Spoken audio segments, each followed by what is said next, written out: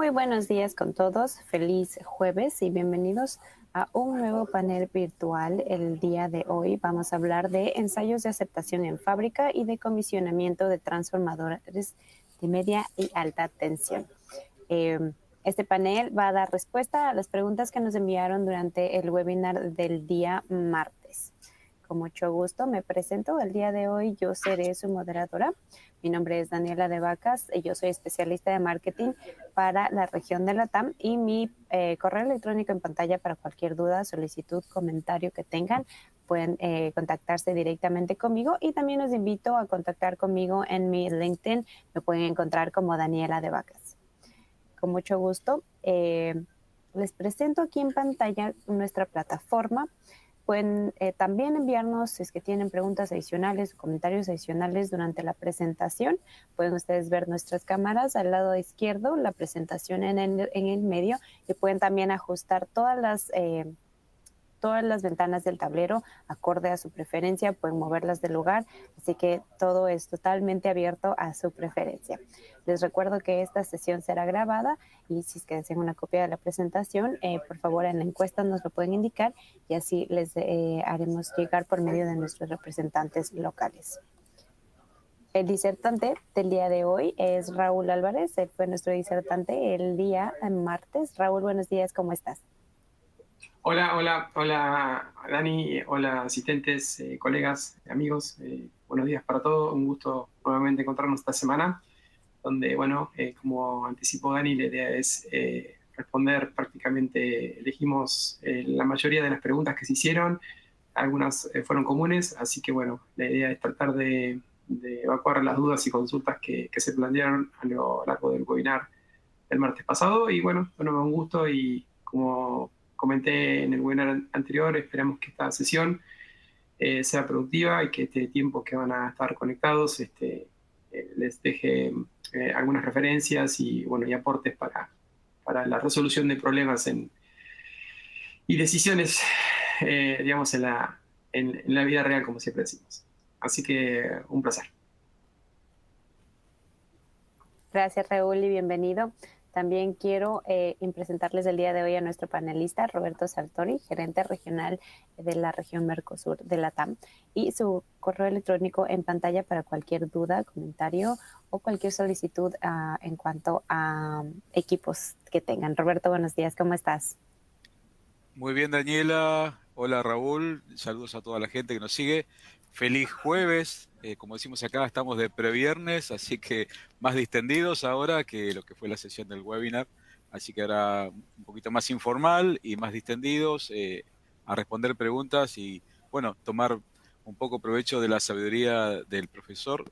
Eh, Tuvimos muchísimas preguntas, realmente trataremos de responder las que podamos porque nos supera las preguntas y a veces están un poco dirigidas a lo que es temas muy puntuales y de cómo por ahí relativo a los materiales de los transformadores o que hagamos una prospección de un diagnóstico de lo que está pasando al cliente, entendemos la situación, pero no nos da quizás para explayarnos tantos, así que trataremos las preguntas principales, al resto las trataremos de contestar quizás más adelante vía email y algunas quizás no lleguemos a contestar, perdón a aquella gente que no reciba su respuesta en tiempo y forma, pero fue otro récord que nos superó la audiencia y la cantidad de preguntas también. Así que aprovechemos el tiempo. Adelante, Daniela y Raúl.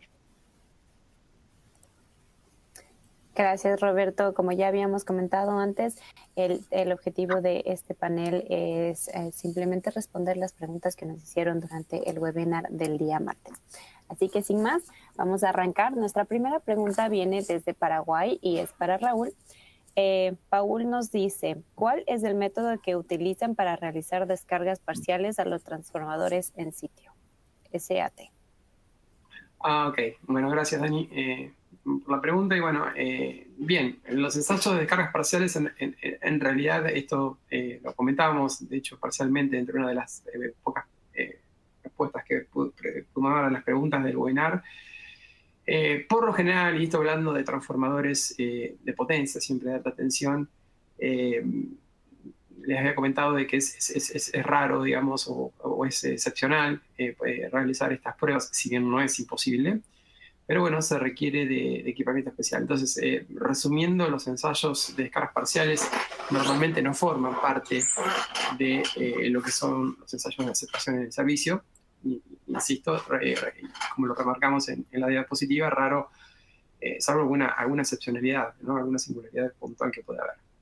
Recuerden que ahí les dimos como referencias, por ejemplo, en lo que respecta a transformadores inmersos en aceites, el estándar IEEE 5793, donde justamente en la presentación, en el webinar, pusimos en las pruebas que justamente la norma, este estándar IEEE, lo tenemos un estándar IEC, les había comentado yo, equivalente para transformadores, digamos, de estos niveles, sí para extra alta tensión. Recomendaba básicamente las pruebas que mencionamos concretamente, que son resistencia de aislamiento, la capacitancia y tangente delta, factor de potencia de aislamiento y bushings, la corriente de excitación, la relación de transformación, la resistencia a ganados, el FRA y la respuesta eléctrica. ¿Sí? Esto, repito, fíjense que de hecho este estándar hace referencia justamente a las pruebas, ¿sí?, que están recomendadas para luego de la instalación, ¿sí?, preinspección antes de la energización. La descarga parcial como tal, entonces, no está, estrictamente recomendada, pero repito, esto no significa que no se pueda hacer. De hecho, más adelante hay una pregunta, esta pregunta se vuelve un poco a reiterar, y es rosa este tema de vuelta, ahí podemos desarrollar con un poquito más de detalle, pero repito, no es una prueba que normalmente sea requerida en condiciones de servicio. Hay algunas reparaciones puntuales que se hacen en los transformadores, ¿sí? Bueno, para evitar el proceso de traslado del transformador hasta la fábrica y volver a llevarlo, digamos, a veces son reparaciones menores, y a veces el propio usuario es el que especifica al fabricante, al reparador, el ensayo de descargas parciales, y bueno, para eso se tiene que mover equipamiento especial, como vamos a ver más adelante, y de hecho, como lo vimos en un webinar, este ensayo en transformadores tiene sentido para que sea trazable con un ensayo de fábrica, con una excitación particular que se llama tensión inducida, es decir, se eleva la frecuencia por sobre los 50 o 60 Hz, justamente para solicitar adicionalmente, para poder en realidad elevar el nivel de tensión, hacia una tensión, un voltaje superior al nominal, varias veces superior al nominal. Entonces, el tema de la necesidad de incrementar la frecuencia es para que el núcleo no se sature, que eso nos permite justamente aplicar una tensión mayor. Y ahí es donde las normas dicen que, tanto IEC como IEEE, que debemos hacer la medición de descargas parciales. Entonces, ese equipamiento primero, que me permite aplicar un voltaje superior al nominal y además a una frecuencia mayor, es un equipamiento definitivamente, como se podrán imaginar, específico. Normalmente son máquinas rotantes, concretamente generadores, que tienen un determinado número de polos, que lo que me permiten justamente es generar en baja tensión o en media tensión, en baja tensión generalmente, una tensión de frecuencia superior, y eso a su vez lo conecto a un transformador elevador, y fíjense que recién ahí, o eventualmente a la baja del transformador, recién ahí el ensayo se queda reproducible. Entonces imagínense hacer todo ese setup, toda esa configuración en el sitio. Entonces es complejo hacer, se puede, pero no, insisto, en la mayoría, les diría que en el 99% de los casos no es un ensayo que sea requerido. Y repito, tal cual lo indica, por ejemplo, el estándar internacional que tenemos, el 5793, justamente el ensayo de descargas parciales no estaría contemplado como un ensayo recomendado. Y aquí, antes de pasar a la siguiente pregunta, quiero hacer una aclaración, porque lo vi entre las preguntas del webinar pasado, que algún compañero hizo la mención, yo estoy en Centroamérica y aquí no trabajamos con las normas IEC. Quizá por ahí no fui lo suficientemente enfático cuando traté de hacer esa aclaración. Si bien yo puse los ejemplos de IEC, les comento que tanto IEC como IEEE son, en lo que respecta a los ensayos de aceptación en fábrica, son prácticamente equivalentes, ¿sí? Y están categorizados prácticamente de la misma forma, ¿sí? No hay diferencias sustanciales. Yo simplemente puse a modo de referencia lo de IEC, como para tener una idea y no poner las dos normas, para no ser tan engorroso, digamos, el webinar, pero para aquellos compañeros que participaron, donde tienen más, a mano o más como referencia, marco normativo y IEEE, aplican prácticamente los mismos conceptos en casi todo lo que hablamos. ¿sí? Así que en ese sentido quédense tranquilos que lo que vimos para IEC es equivalente con IEC. Así que bueno, siguiente pregunta. Gracias, Raúl. Nos trasladamos a Nicaragua. La siguiente pregunta viene, Ariel nos dice, en la prueba del IDAX espectroscopía, ¿a qué frecuencia son los valores aceptables para determinar un resultado?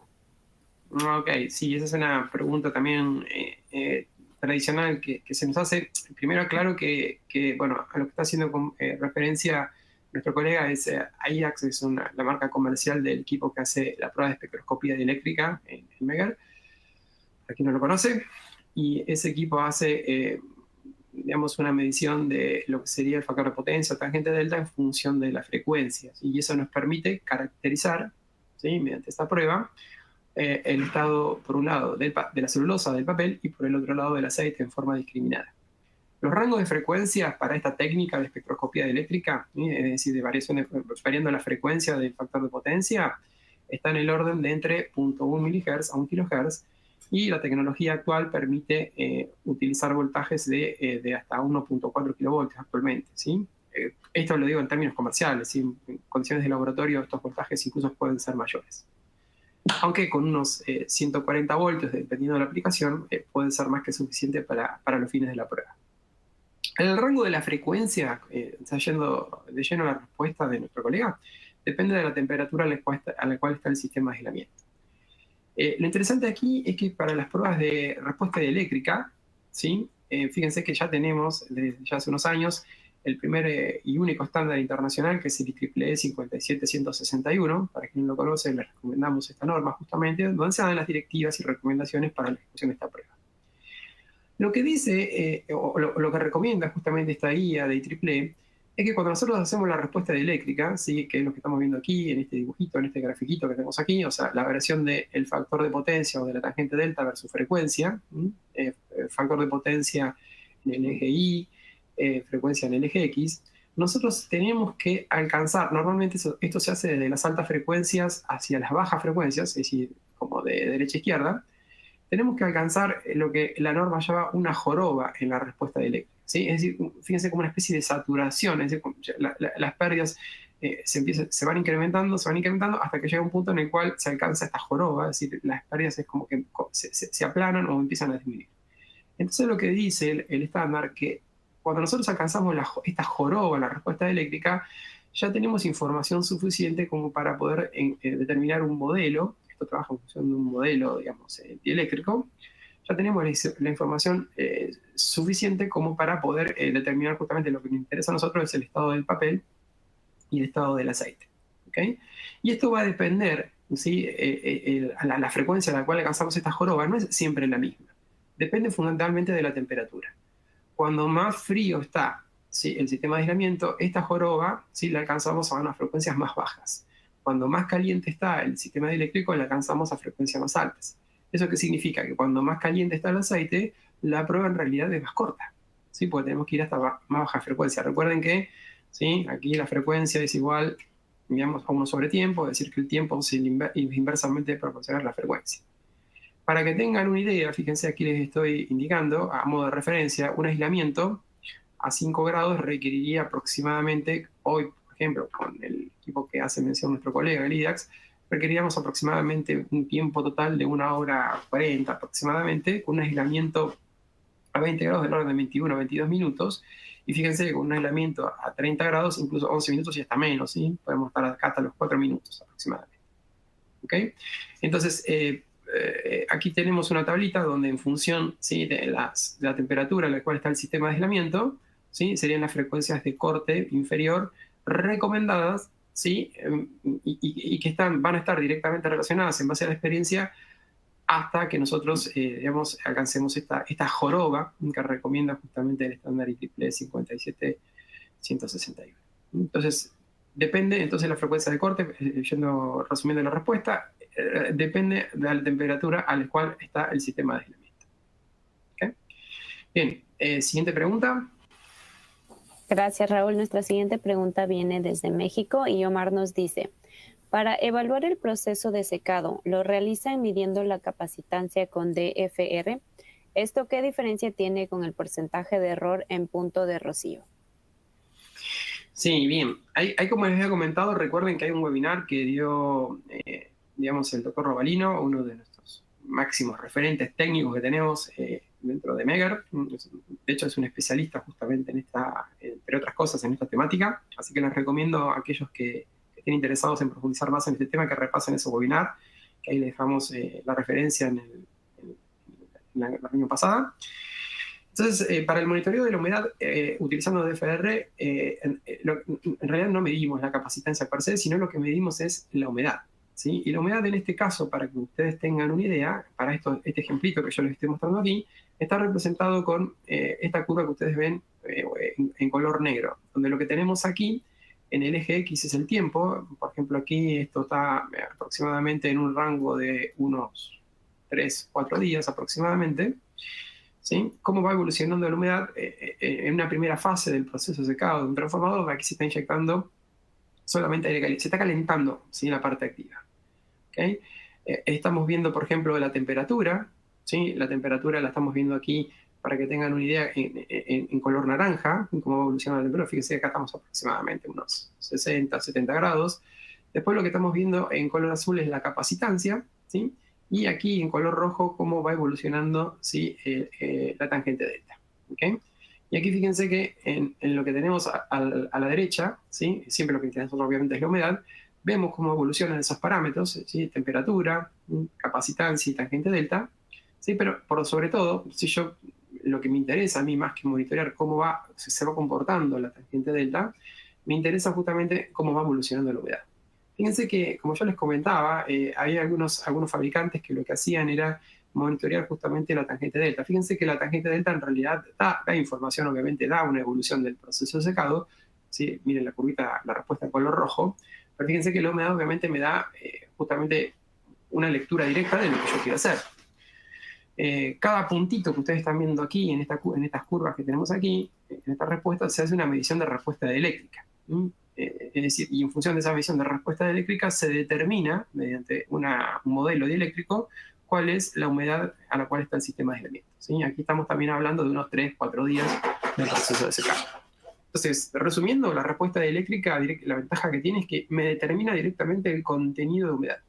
¿Y qué contenido de humedad me determina? Esta es la importancia justamente distintiva que tiene monitorear el proceso de secado con respuesta dieléctrica, que me determina la humedad dieléctrica, digamos, promedio de todo el sistema de aislamiento, ¿sí? Se puede decir que determina el promedio de la humedad como en un todo del sistema de aislamiento y no en un único punto específico.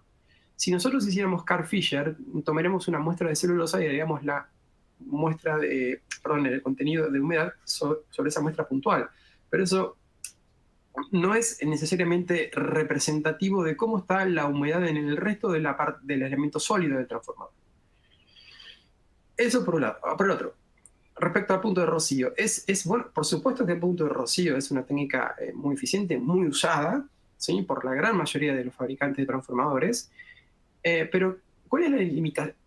A ver, no quiero decir limitación, sino la particularidad que tiene el punto de rocío. Sí, el punto de rocío, para quien no lo conoce, es una técnica mediante la cual lo que se hace es se coloca normalmente nitrógeno durante el proceso de secado, y cada cierta cantidad de tiempo se va sacando una muestra de ese nitrógeno, y lo que se va evaluando es justamente el contenido de humedad que tiene disuelto, esto lo digo siempre entre comillas, el nitrógeno. Entonces, en función de esa evolución, nosotros podemos llegar a sacar una relación, ¿sí?, del contenido de humedad que tiene la celulosa. ¿Okay? Ahora, ¿cuál es la singularidad que tiene esta técnica? Es que esa humedad que tiene el nitrógeno, digamos, que yo tomo para la muestra, está directamente afectada, o va a estar más afectada, o va a ser más sensible a la humedad externa que tiene justamente la celulosa. Sí, a la humedad externa que va a desprender la celulosa. Pero va a ser poco sensible a la humedad interna que pueda tener, imagínense, en las maderas, en las partes más internas de la celulosa, de la parte activa del transformador. Entonces yo puedo llegar a decir, ok, sí, el transformador está seco, porque el punto de rocío me está indicando que la celulosa está seca, pero resulta que adentro, en las partes más internas de la celulosa, podría haber todavía una condición de humedad que podría no ser aceptable. Esa es quizá la limitación y el cuidado que tiene justamente el punto de rocío. Ya hay muchos fabricantes que, como dije en el webinar pasado, ya tienen sus recetas y saben que cuando alcanzan determinadas relaciones de humedad en nitrógeno, en punto de rocío, pueden garantizar un cierto contenido, un nivel de humedad aceptable, o a veces no, entonces siguen el proceso. Pero en cambio la respuesta eléctrica, la ventaja que tiene, dos ventajas. Primero, que esto yo lo estoy haciendo en tiempo real. ¿Sí? Mientras estoy haciendo el proceso de secado, estoy midiendo acá un puntito negro, ¿sí? Y estoy viendo cómo va evolucionando justamente la humedad. ¿Okay? La siguiente ventaja es que, y por tanto no tengo que hacer pruebas de laboratorio, toma de muestras, esperar resultados, y esto lo estoy haciendo en tiempo real. Y la siguiente ventaja distintiva que tiene respecto al punto de rocío es que, quizá algunos lo pueden ver como una ventaja, otros no, pero entendemos, si lo razonamos técnicamente, es una ventaja, que la respuesta eléctrica, lo que me está dando la espectroscopía eléctrica, es la humedad por medio de todo el sistema de aislamiento. ¿Okay? Y está, digamos, ¿cómo decirlo? Contempla la humedad superficial, pero también la humedad interna del transformador, de la parte activa del transformador. Entonces, de alguna manera es como más abarcativa que el punto de rocío, que, repito, está más afectada por la humedad externa en la celulosa. ¿Okay? Esa es justamente la ventaja que tiene la respuesta eléctrica.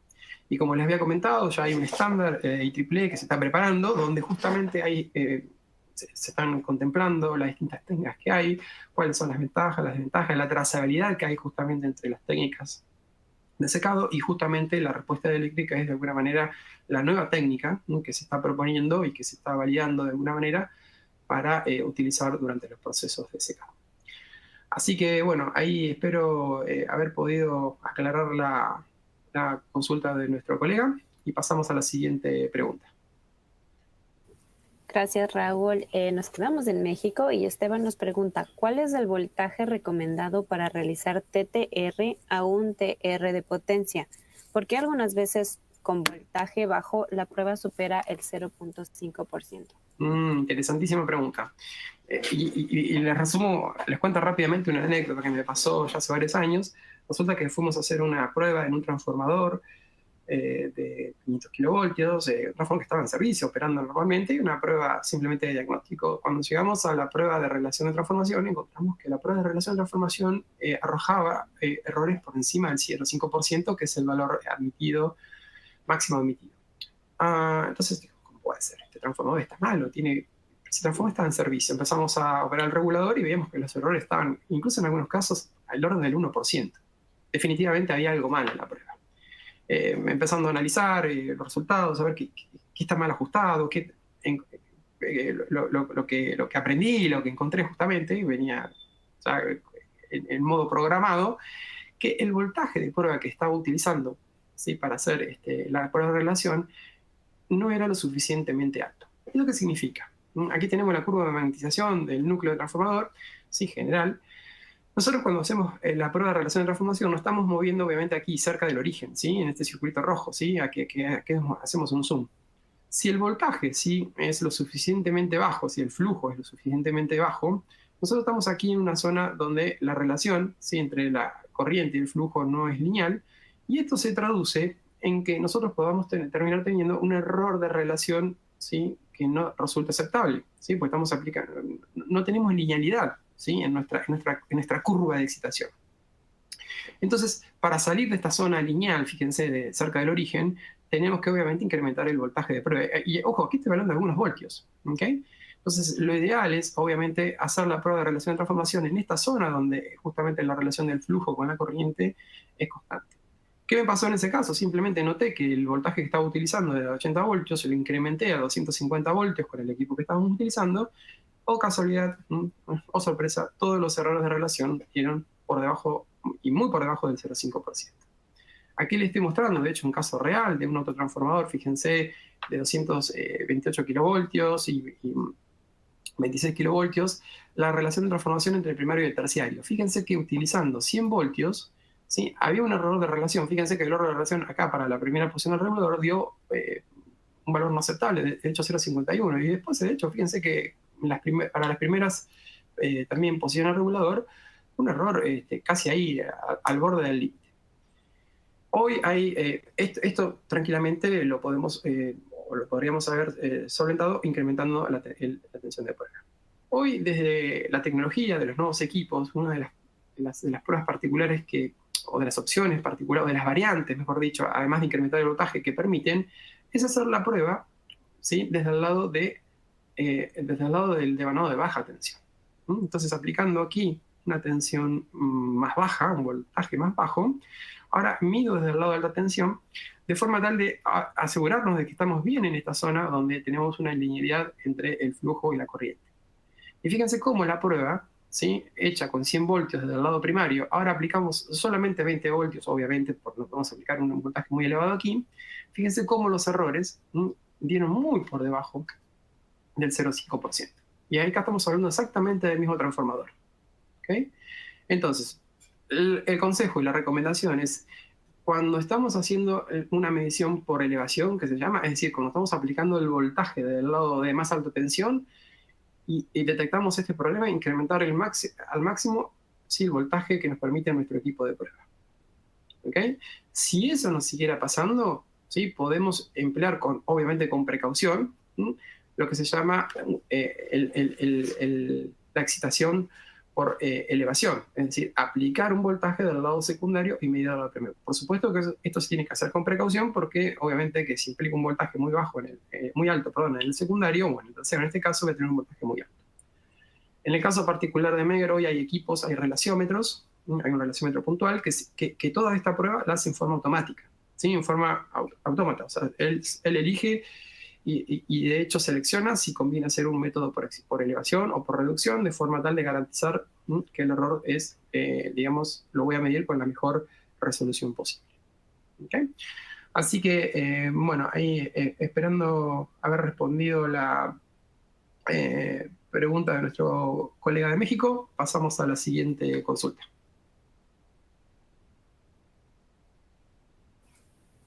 Gracias, Raúl. Roberto, esta siguiente pregunta es para ti, igual desde México. Omar nos pregunta, ¿con qué equipo realizan pruebas de desplazamiento vectorial? Ok, gracias, Daniela. Aprovecho, confirmar, por favor, si se escucha mi voz, que acabo de abrir el micrófono. Se escucha. Daniela.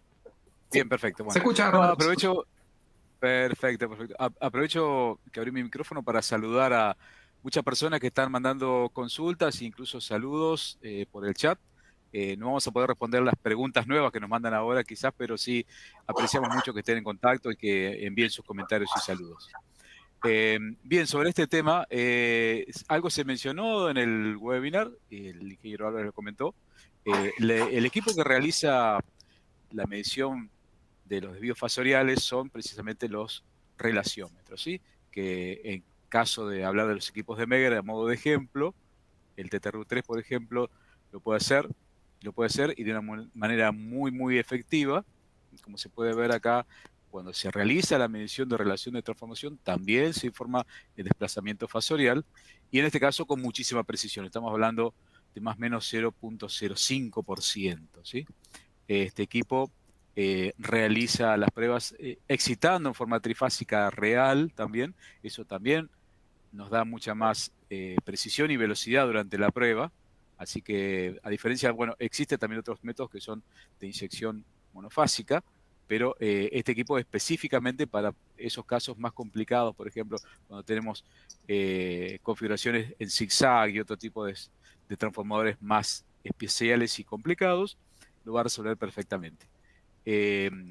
Hablando de sistemas monofásicos de inyección fase por fase, podemos hablar también de equipos más completos como los multifunción, que en este caso permiten hacer la prueba, como dentro de su menú tiene muchas funciones para hacer todo tipo de pruebas en subestaciones, probando mediante la aplicación de relaciómetro. Vamos a ver cómo se configura la prueba, cómo se conecta, en este caso en una sola fase, y obtenemos los resultados. Con darle play ya obtenemos el resultado de lo que es la relación de transformación y el desplazamiento fasorial. Así que son las dos herramientas que recomendamos: equipos multifunción y equipos, por así decirlo, de función dedicada. En el caso del TRAX, que si bien decimos que es de inyección monofásica, cuenta con un accesorio que nos va a permitir conectarnos de una sola vez en forma trifásica y hacer la prueba de relación, de desplazamiento fasorial y todas las otras pruebas en una única conexión y haciendo un barrido de todos los taps. O sea, eso es lo más avanzado que hay hoy por hoy para hacer las pruebas en forma rápida de todos los parámetros eléctricos del transformador. Bien, adelante, Daniela. Gracias, Roberto. Volvemos a Nicaragua. Raúl y Ariel nos pregunta, las pruebas de impedancia en el TRAX por defecto no dan la prueba a 1 amperio. ¿Sería correcto aumentar la corriente? Wow, qué pregunta. La verdad me costó entender esta pregunta. Imagino que cuando se refiere a la impedancia se está refiriendo a la prueba de impedancia de cortocircuito o reactancia de dispersión, ¿sí? Así que infiero que por ahí venía la pregunta. Opción A, ¿sí? Tiene dos interpretaciones posibles. La pregunta consiste en eso, es decir, en la aplicación en la cual yo mido la reactancia de dispersión o la impedancia de cortocircuito. Recordemos que, bueno, algún compañero en la encuesta también dijo, hubiese estado bueno considerar el modelo de transformador. Bueno, aquí tenemos el modelo de transformador, ¿sí? Donde tenemos el devanado primario, el devanado secundario, tenemos la rama transversal que representa la del núcleo, ¿sí? Cuando hacemos el ensayo de vacío, ¿sí? Aquí queda el secundario circuito abierto, por lo tanto, toda la potencia que absorbe el transformador en esas condiciones es para, digamos, se disipa o pesa, mejor dicho, esta rama transversal que es la que depende del núcleo, ¿ok? Cuando nosotros hacemos ensayo de cortocircuito, lo que hacemos es justamente un cortocircuito en el lado secundario, que es lo que estamos representando aquí a la derecha. Es decir que, obviamente, la rama transversal es como que desaparece porque la corriente, obviamente, se va a circular fundamentalmente por las ramas longitudinales, es decir, por los devanados primarios, por el devanado primario y por el devanado secundario. Recuerden que este es el modelo elemental del transformador. En esas condiciones, ¿sí? Aplicando un voltaje de 1, ¿sí? va a circular una corriente I, ¿sí? Entonces, esa corriente, la relación entre ese voltaje y esa corriente es ni más ni menos que lo que nosotros conocemos como impedancia de cortocircuito.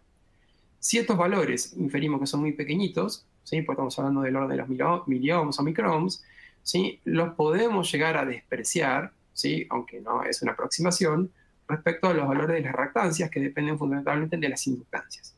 Y esta es la razón por la cual la prueba de impedancia de cortocircuito también la solemos conocer como reactancia de cortocircuito o a veces también tensión de cortocircuito, ¿okay? Entonces, ¿qué es lo que pasa? Cuando nosotros hacemos esta prueba, por supuesto que el TRAX y todos los equipos, recuerden que esto incluso lo mencionamos, esta prueba, por ejemplo, es un ensayo FAT, ¿sí? Es un ensayo de aceptación, que en fábrica lo hacemos circulando por aquí la corriente nominal. Imagínense 200, 300 amperes o 1000 amperes, dependiendo de la potencia nominal. Es decir, que requeríamos una fuente muy grande aquí, de mucha potencia, ¿sí? Obviamente que los equipos portátiles no están preparados, ni siquiera diseñados, para representar una condición tan solicitante como esta, ¿sí? Necesitamos KVA, MVA de potencia disponibles en la fuente para poder hacer las pruebas en las mismas condiciones, e incluso trifásicas. Entonces, ¿qué es lo que puede pasar con esto? Esto quizás esta pregunta está muy enfocada directamente para los usuarios de TRAX, ¿sí? A veces lo que sucede es que digamos, aquí tenemos la máxima corriente del canal de excitación para hacer la prueba, que en este caso se ha seleccionado el canal de 10 amperios, AC, y fíjense que aquí se setió una corriente de 6 amperios. Entonces, ¿qué es lo que puede pasar? Si yo aquí selecciono una corriente de prueba, supónganse 20, bueno, no puedo más de 20, pero de 10 amperios, ¿okay? Si esta impedancia, si esta reactancia en definitiva es grande, ¿sí? Esta reactancia o esta impedancia, ¿sí? Multiplicado, ¿sí? o relacionado, mejor dicho, con la corriente que yo estoy inyectando, me puede dar un voltaje de prueba que supera el voltaje máximo admitido por el canal de medición del TRAX en este caso. Entonces el TRAX me va a decir, no, la corriente que estás utilizando es demasiado alto. No es que es demasiado alta porque no la puede manejar, sino que porque el voltaje, por les de Ohm, que está aplicando es superior a lo máximo admitido, que en este caso serían 250 voltios. Entonces en esos casos lo que tenemos que ir haciendo es bajar esta corriente. Supongamos aquí la prueba funcionó y la pude regresar hasta 6 amperios, la bajo por ejemplo a 5 amperios y así sucesivamente hasta que el voltaje que yo tengo, ¿sí? Debido a la corriente que estoy inyectando, es inferior a los 250 voltios. ¿Okay? Recuerden que esto, a ver, estamos hablando de equipos portátiles, equipos que están pensados para hacer estas mediciones, ¿sí? Un equipo que lo puedo meter prácticamente en el maletero de un auto, ¿sí? Entonces, tenemos que tener en cuenta eso, que no es una prueba que es exactamente reproducible como la puedo hacer yo en condiciones de fábrica, donde tengo una fuente trifásica, de un montón de MVAs. De hecho, en transformadores de potencia hay sistemas compensadores, ¿sí? Donde también se utilizan para compensar la enorme energía que se demanda para hacer esta prueba. Entonces, esa sería la recomendación si la pregunta fue orientada a este tema de la impedancia, ¿sí? A la impedancia cortocircuito. Ahora bien, voy a pasar a otra opción que puede haber tenido digamos que a donde puede haber estado orientada esta consulta, que justamente en los últimos tiempos la hemos tenido, como se nos han consultado, y que tiene que ver con un reactor, ¿sí? Una bobina. ¿Sí? Fíjense que tenemos un reactor, por ejemplo, de alta tensión, en este caso un reactor de 500 kilovoltios, ¿sí? Donde muchos usuarios lo que quieren hacer es medir la inductancia de este reactor, ¿sí?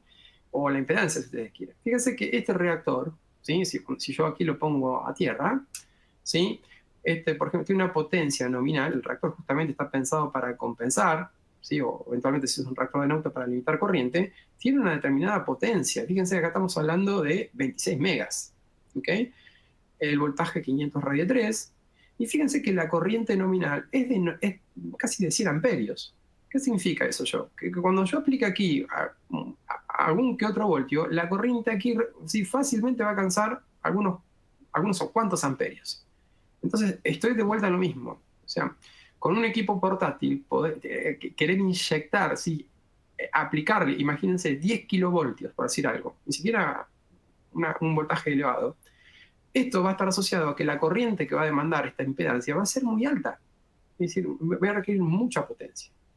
Si la pregunta va orientada en esto, obviamente que no es que, digamos, el equipo es malo, y no estoy hablando exclusivamente del TRAX, estoy hablando de cualquier equipo que esté pensado para pruebas portátiles en campo. No tienen la suficiente capacidad de corriente, obviamente, como para inyectar 90 amperios en una impedancia de estas características. ¿Ok? Con el TRAX, la mejor opción, si la pregunta fue orientada en este sentido, sería de momento, aquí estoy con el control manual, para quien no lo sabe, utilizar, por ejemplo, o ajustar la fuente o la excitación de 2 kilovoltios, que me permite sacar hasta 2 amperios máximo, en el caso particular de TRAX, ¿sí? Y lo que yo puedo hacer aquí, fíjense, hasta setear inclusive los canales, el canal 1 y el canal 2, bueno, puedo setear hasta 4 canales en la opción manual, donde voy a medir el voltaje y la corriente, y luego puedo relacionar los voltajes y las corrientes, ¿sí? Para forma tal de poder medir en forma, fíjese, directa la impedancia y hasta la propia inductancia de este reactor. Por supuesto que el nivel máximo de prueba que yo voy a poder aplicar aquí en términos de voltaje son 2 kilovoltios sin pasarme del 2 amperios, ¿sí? Lo que ocurra primero, 2.2 kilovoltios, 2.2 kilovoltios hasta 2 amperios, ¿sí? Ese sería el límite. Esta sería, digamos, la condición mediante la cual yo podría, por ejemplo, medir o tener un orden de magnitud, ¿sí? De lo que sería una impedancia. Esto, repito, si la pregunta o la duda o la consulta vino en la medición de la impedancia, ¿sí? De un reactor. Primero lo que tenemos que tener en claro son los límites que tenemos como para hacer esta prueba en el campo, así que son bastante, fíjense, exigentes. Mucha potencia, mucha corriente, y esto obviamente que no está pensado, concebido para equipos portátiles para hacer mediciones en el campo. Así que bueno, ahí espero haber aclarado la pregunta o la consulta de Ariel. Entonces pasamos directamente a la siguiente pregunta, Dani. Gracias, Raúl. Francisco nos dice, él es tu vecino en Argentina. Francisco nos dice, en trafos de 3 arrollamientos, las configuraciones posibles para el ensayo de SFRA son muchas, cerca de 40. En campo es difícil tener ese tiempo de ensayo e inclusive en los ensayos FAT generalmente no se realizan todas las configuraciones posibles según IEC/IEEE. ¿Qué configuraciones recomendaría como indispensables para realizar en los ensayos en fábrica y tener una correcta y completa evaluación de la condición mecánica de la máquina? Bien, Francisco. Ahí estuve sacando unas cuentitas para un transformador de 3 arrollamientos en realidad y configurando las 3 configuraciones posibles, que serían la admitancia de vacío, cortocircuito y los intervalados capacitivos inductivos. en realidad estaríamos hablando de unas 36 mediciones, ¿sí? Más otras 3 si hacemos el interdevanado inductivo de circuito abierto del lado de baja, estaríamos aproximadamente sí, en unas casi 40 mediciones. Y esto sin contar de que estas mediciones las podríamos hacer para distintas posiciones del regulador. ¿Okay? Entonces sí, efectivamente son unas cuantas mediciones. ¿Cuál es digamos, a ver, y esto que voy a decir no es autorreferencial, sino la recomendación que doy a partir de la experiencia y de los trabajos de CIGRE y demás. Por supuesto que siempre lo ideal en el tema del FRA es tener la mayor cantidad de información posible, ¿sí? Porque cuando más información tengamos, voy a tener más sensibilidad para ajustar el diagnóstico y relacionar las pruebas de FRA con otras pruebas fuera del servicio. Primer punto. Entonces, si no se nos da esa condición porque tenemos restricciones de tiempo, mi recomendación, de hecho no es la mía, sino si ustedes se van al IEEE, van a ver que el IEEE se centra fundamentalmente en las admitancias, en la admitancia de circuito abierto y la admitancia de cortocircuito. O sea que de base, sí serían recomendables las admitancias de circuito abierto y de cortocircuito. Con lo cual ahí ya estaríamos hablando de unas 18 mediciones. ¿Ok? Y en todo caso resignar las interdevanados capacitivo y los interdevanados inductivo. Pero sí primariamente son altamente recomendables estas dos configuraciones. Vacío y cortocircuito. Estas son, de hecho, como les digo, las que considera fundamentalmente IEEE. Y a todo esto, después otra pregunta que tenemos es, ok, ¿y el regulador? ¿Dónde ponemos el regulador? Que esta también es otra pregunta, en el caso que lo tuviere. La idea o lo recomendado aquí, y especialmente si es un regulador fuera de carga, y como siempre no se va a mover, bueno, hacer la prueba en la posición en la cual va a estar prevista que va a funcionar el regulador fuera de carga, únicamente. Los reguladores fuera de carga, como muchos de ustedes deben saber, cuando menos los movamos, mejor, porque generalmente empiezan a aparecer problemas de puntos calientes y demás. Entonces ahí en esos casos, hacer la medición de FRA únicamente para esa posición del regulador. Cuando tiene un regulador bajo carga y está previsto que el regulador bajo carga se vaya a mover, la recomendación sería, condición óptima, obviamente medir para todas las posiciones, lo cual es impracticable, pero sí, lo recomendable, lo óptimo siguiente sería medir para las posiciones, para las posiciones extremas del regulador y para el punto medio. Fíjense que estamos hablando también de un montón de mediciones. Y como tercera opción, ¿sí? Un poco más laxa, sería poner la posición del regulador de forma tal que todas las bobinas del bobinado de regulación entren dentro del circuito. ¿Ok? Y ahí realizar entonces las mediciones de admitancia de circuito abierto y de cortocircuito. Entonces, de mínima, para nuestro colega, serían recomendables las configuraciones de admitancia de cortocircuito y de circuito abierto. ¿Ok? Y si nos alcanza el tiempo, obviamente, las demás, pero de mínima, las admitancias. Bien, pasamos a la siguiente, Dani. Gracias, Raúl. Igual en Argentina, Sergio nos pregunta, quisiera saber en qué posición de TAP es conveniente medir RCIA de contactos. Sí, yo me imagino que lo que pregunta Sergio, más que resistencia de contacto, es resistencia de vanado. Ahí inferí que se refiere a esa resistencia de contactos, habla sobre la unión de dos contactos, como por ejemplo que podemos tener un interruptor, o en una unión eléctrica, digamos. Aquí hablamos de resistencia de vanados. Y infiero que la pregunta vino por ese lado. Esto tiene un poco que ver con lo que estaba hablando recién. Si es un regulador fuera de carga, a ver, en un ensayo FAT sería obviamente recomendable, bueno, recomendable no, sino medir, de hecho así lo pedirá la norma, medir para todas las posiciones del regulador. ¿Ok?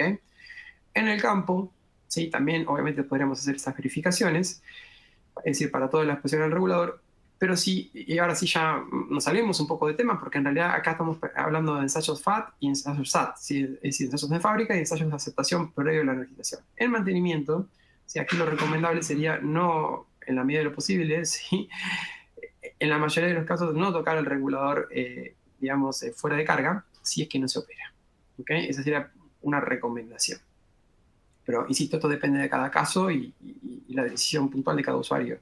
Ahora, en un regulador fuera de carga, sí, obviamente que esta medición siempre sería recomendable, perdón, un regulador bajo carga, esta medición sería siempre recomendable realizarla para todas las posiciones del regulador. ¿ok? Entonces, resumiendo, en ensayo FAT, ya sea que el trofador tenga un regulador fuera de carga o bajo carga, esta medición no es que conviene, sino que la debemos hacer de acuerdo a IEC, a IEEE, para todas las posiciones del regulador. En un ensayo SAT, ahí ya uno puede empezar digamos, a discernir si la relevancia o no de hacer toda esta prueba para todas las posiciones del regulador en un regulador fuera de carga, aunque sí, la normativa IEEE para ensayos de aceptación digamos, en el sitio también recomienda hacer esta prueba para todas las posiciones del regulador. ¿Okay? Y ya en el mantenimiento, bueno, ahí ya uno decide si conviene o no mover el regulador fuera de carga. En mi experiencia y lo que he relevado siempre de los usuarios de los transformadores, el regulador fuera de carga, una vez que está funcionando, prefiero no tocarlo. ¿Okay? Vamos a la siguiente, Dani. Gracias, Raúl. Este viene de mi lindo país, Ecuador. Luis nos pregunta, ¿cuál sería el factor de potencia ideal para un transformador de tipo seco? Ok, Luis. A ver, estamos hablando de... vamos primero a hablar del ensayo FAT, del ensayo de aceptación. ¿Sí? Si nos referimos al ensayo de aceptación, la norma... la parte de IEC no tenemos ni siquiera especificada la prueba, pero del lado de IEEE sí tenemos, hay una norma, bueno, de hecho también en IEC tenemos una norma específica que es la IEEE 60076 parte 11, pero en la parte del lado de IEEE, fíjense que hay una norma específica para transformadores secos, que es la 571291, ¿sí? Y dice que no hay un valor de factor de potencia que sea universalmente aceptado debido a que el factor de disipación depende fundamentalmente del diseño constructivo. ¿Sí? Esto no lo estamos diciendo nosotros, sino que la propia normativa. Y dice que los valores obtenidos ¿sí? se comparan con mediciones realizadas en intervalos regulares. Y de hecho, si después, por otro lado, nos vamos justamente a esta norma, vamos a encontrar, a la norma que regula justamente los ensayos de tipo, de rutina y demás, fíjense que el factor de potencia ¿sí? está puesto como un ensayo, digamos, adicional, ¿sí? Como un ensayo especial. ¿Sí? Y no se establecen valores límites de aceptación para lo que es una prueba FAT, es decir, en fábrica, ni una prueba en el sitio. Lo que sí podemos tener en términos normativos, ¿sí? Esto repito, ni IEEE ni IEC recomiendan valores. Por el lado de ANSI, de la norma NETA MTS, la norma NETA MTS está pensado para la gestión del mantenimiento de activos. Establece un valor de factor de disipación límite del 2% fíjense, en el aislamiento interdevanado y del 5% para transformadores digamos, del tipo de distribución. ¿Sí? Estos son valores, digamos, como referencia que les paso justamente y que están orientados fundamentalmente para la condición del mantenimiento. ¿Sí? De aquí podemos sacar valores de referencia. De hecho, más adelante hay una pregunta que está relacionada con una norma similar a esta, que es la NTS, que es la prueba de aceptación, donde se manejan valores similares. ¿Ok? Entonces, resumiendo, del lado de IEC y del lado de IEEE, en orden estricto, no tenemos valores máximos recomendados ni para pruebas en fábrica ni para pruebas de aceptación en el terreno. ¿Sí? Podemos tener valores de referencia en normas NETA, donde se establecen algunos valores dependiendo digamos, la potencia del transformador, que están en el orden del 2 al 5%. Bien, ahora espero, como digo siempre, haber aclarado la duda, la consulta, y pasamos a la siguiente pregunta. Gracias. Roberto, esta siguiente pregunta es para ti y viene desde Argentina. Mauricio nos dice, ¿recomiendan el uso de cámaras acústicas para ensayos en sitio, por ejemplo, la MPAC 128? Ok, igual permitime, Daniela, antes de pasar a esta respuesta, salirme un poco del programa. Y quiero lanzar una pregunta del público porque están entrando muchas preguntas interesantes y un poco para demostrar la dinámica y la interacción de nuestra gente que nos está siguiendo. Una pregunta rápida que quiero lanzar al ingeniero Álvarez. Si la espectroscopía dieléctrica que hacemos con nuestro IDAX, pregunta el señor Mario Lanza, ¿es adecuada para determinar la humedad del papel en campo con el trafo sin aceite. ¿Qué opinas de esto, Sí, Raúl? ahí se la respondí. Ahí ya se la había respondido en tiempo real, ¿sí? Mientras respondes la pregunta. Y la respuesta sí, de hecho sí, porque el equipo de respuesta eléctrica, del que estamos hablando nosotros, o de la consulta que es el EDAX, tiene un software, el hardware es exactamente el mismo al que utilizamos para hacer una prueba, bueno, con algún pequeño accesorio adicional que necesitamos, pero lo que tiene el equipo de respuesta eléctrica en este caso es un software ad hoc, es decir, un software dedicado para hacer justamente el monitoreo de secado en estas condiciones. Entonces, a ver, no es un software distinto, sino que es una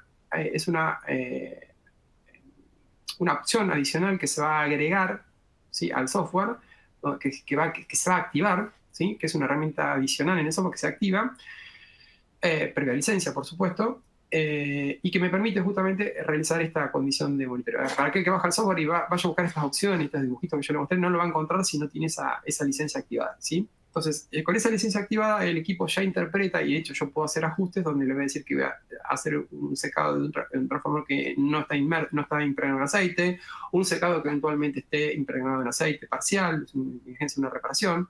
Entonces yo con el software ahí puedo ajustar las variables según cada caso puntual, ¿sí? Entonces, sí, efectivamente, obvio que se puede. No con la aplicación estándar, tradicional que ustedes conocen, eh, para que el usuario del equipo, sino con una herramienta adicional, con una aplicación adicional que tiene el software que se tiene que activar, insisto, vía licencia. Ahora sí, Roberto, te paso la palabra. Perfecto. Gracias, perdón por haber salido un poquito del programa, pero me parecía una pregunta interesante para compartir con todo el público.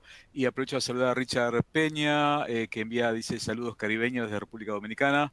Bienvenidos, sobre todo acá en esta fría Argentina, que estamos queriendo ya ir a visitar el Caribe prontito.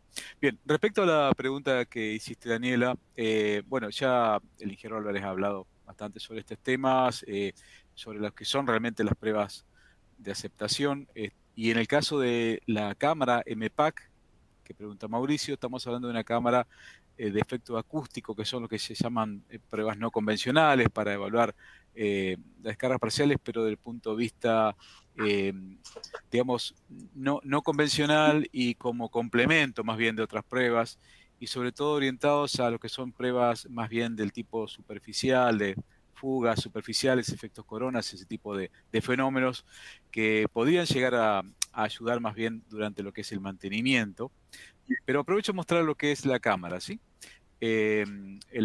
Por si algunos no lo conocen, lo que comentó Mauricio, se trata de esta cámara que es nueva, que permite visualizar los efectos de las descargas parciales del tipo efecto corona y superficial, básicamente, superpuestas sobre una imagen real, donde podemos evaluar por cuestiones de ultrasonido dónde se encuentran puntualmente esos fenómenos, y hasta se puede ver lo que es el patrón de fase resuelta, muy interesante. Hasta nos puede inclusive una especie de inteligencia artificial determinar qué tipo de, de descarga se trata, ¿no? Si es superficial o del tipo efecto corona. Acá hay un video, a ver si podemos, no sé, Daniel, si me puedes ayudar. ¿Es posible ejecutar este video? Si no... No, pero lo puedo poner y al final podemos ver si es que se ejecuta. Ok, no hay problema. Bueno, pero básicamente lo que quiero mostrar en esta imagen es un video realmente, es cómo puntualizan estas cámaras las descargas parciales superficiales que se producen, y está más que nada esta cámara orientada a lo que son búsquedas de problemas en aisladores, en celdas de media tensión. ¿Se entiende? O sea, no está tan orientado a transformadores, aunque obviamente quizás en bushings y demás se podría llegar a evaluar lo que son estos fenómenos, ¿no? Pero sí quisiera que, si Mauricio está interesado en lo que son realmente ensayos de descargas parciales en transformadores, de los cuales ya el profesor Álvarez habló en el webinar y dio algunas explicaciones hoy. También hay varios webinars grabados que son específicos que estoy mostrando en pantalla sobre estos temas, donde inclusive hay algunos que tratan la prueba acústica, así como una prueba más dentro de lo que son los ensayos a transformadores. No sé, Raúl, si quisieras agregar algún comentario sobre esto. No, simplemente digamos, el comentario es fundamental que por ahí quisiera destacar con el tema de descargas parciales. Les recomiendo ese webinar, incluso después hay un panel que dio el doctor, otra eminencia que tenemos digamos, en el grupo de MER, que es el doctor Rodolfo Colón. Digamos que los ensayos, lo que tenemos que tener claro es que los ensayos que hacemos en fábrica, como comenté anteriormente, son muy difíciles de descargas parciales, muy difícil, muy complejo poder reproducir en condiciones del sitio. Y normalmente cuando hacemos ensayos en el sitio, en la mayoría de los casos en transformadores de potencia, hacemos los ensayos en condición de frecuencia de red. Entonces lo que tenemos que tener en cuenta es que esos ensayos pueden no ser trazables, ¿sí? Pueden no, de hecho no lo son trazables con los ensayos de fábrica, ¿sí? ¿Por qué? Porque lo estamos haciendo a un voltaje nominal, cuando en fábrica lo hacemos a un voltaje que está por encima del voltaje nominal, y segundo, la frecuencia, ¿sí? Recuerden que el ensayo FAT se hace con tensión inducida, con una frecuencia superior a la frecuencia de red, y nosotros cuando hacemos un ensayo en el sitio, un monitoreo, lo estamos haciendo a frecuencia de red, llámese 50 o 60 Hz. Entonces tenemos que tener cuidado que los mecanismos de descargas parciales no son trazables, ¿sí?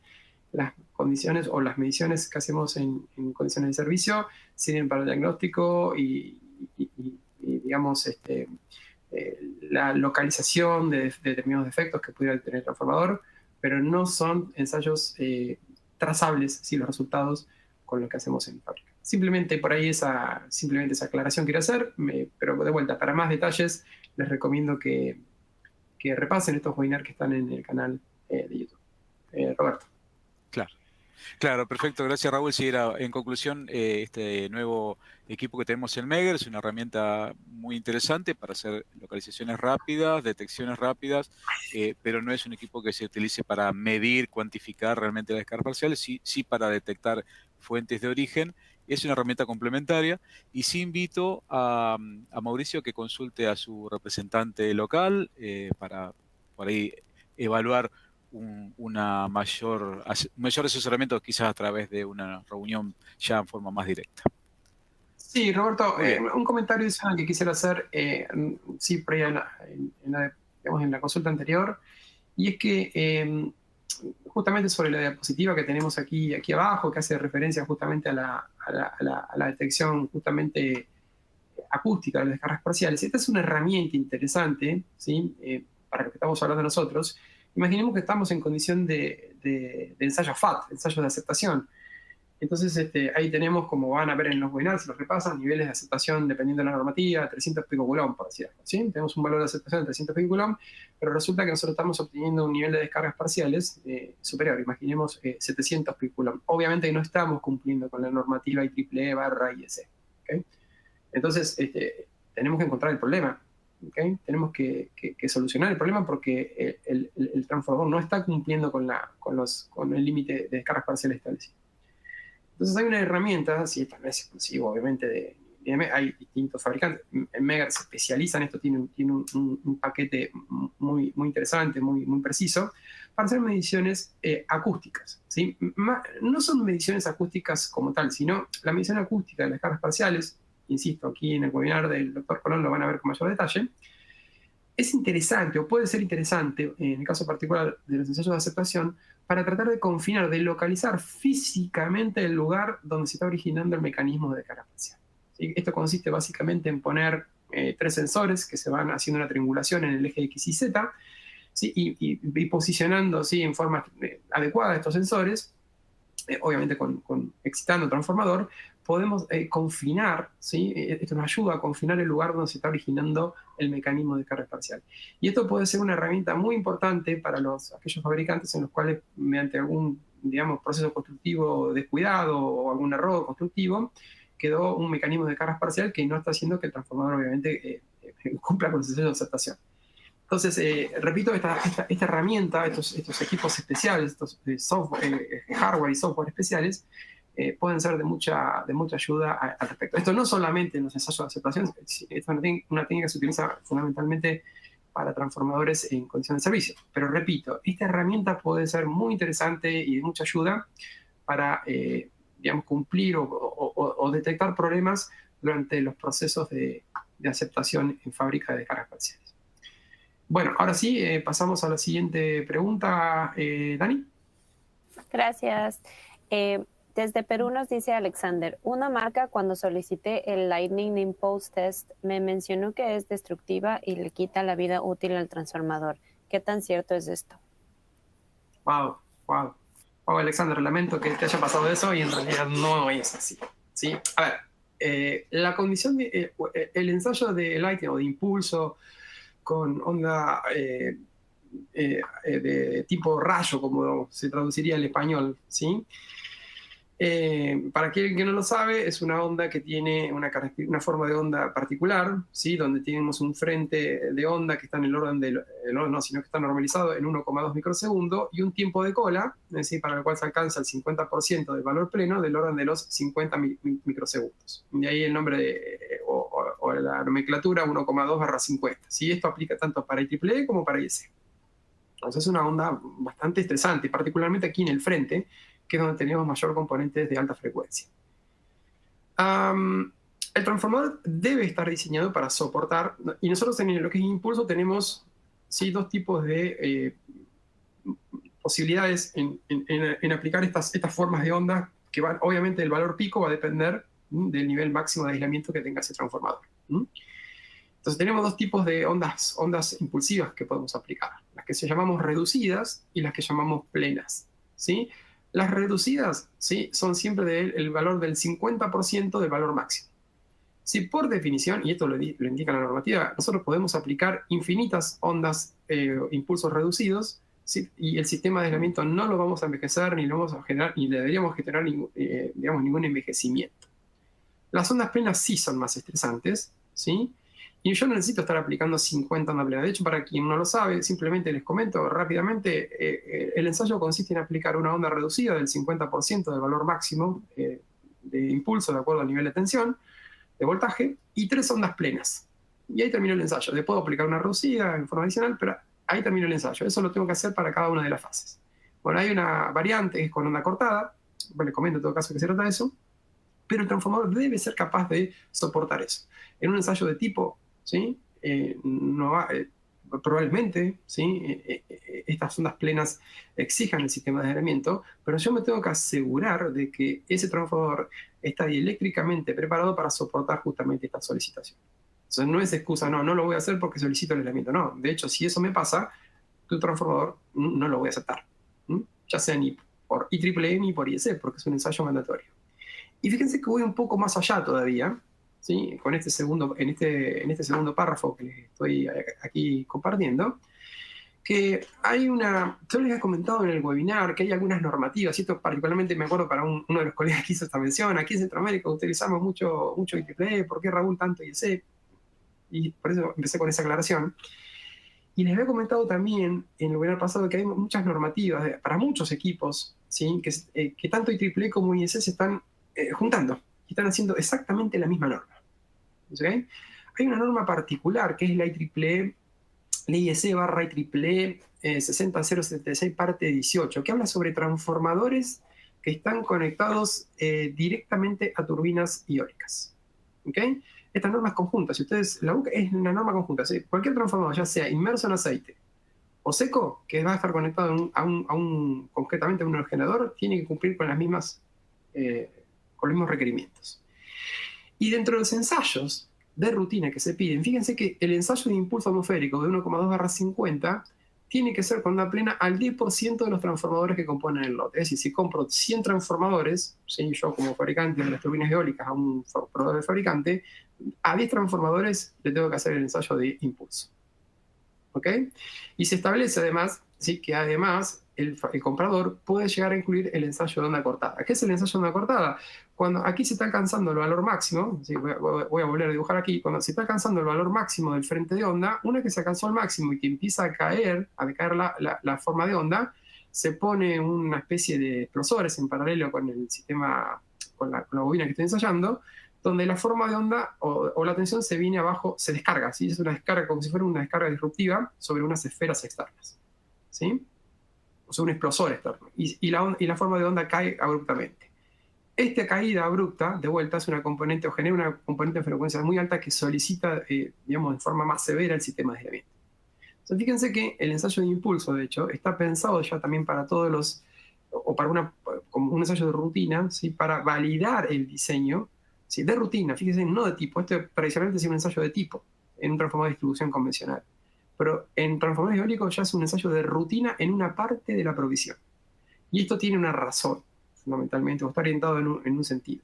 Los transformadores que están conectados en turbinas eólicas están sometidos o pueden estar sometidos a muchas componentes de alta frecuencia debido a las maniobras de operación que tengo en la red de media tensión, o a veces también desde el propio full converter. Entonces la idea es verificar justamente que estas variaciones rápidas en frecuencias son soportadas justamente por el diseño del sistema eléctrico.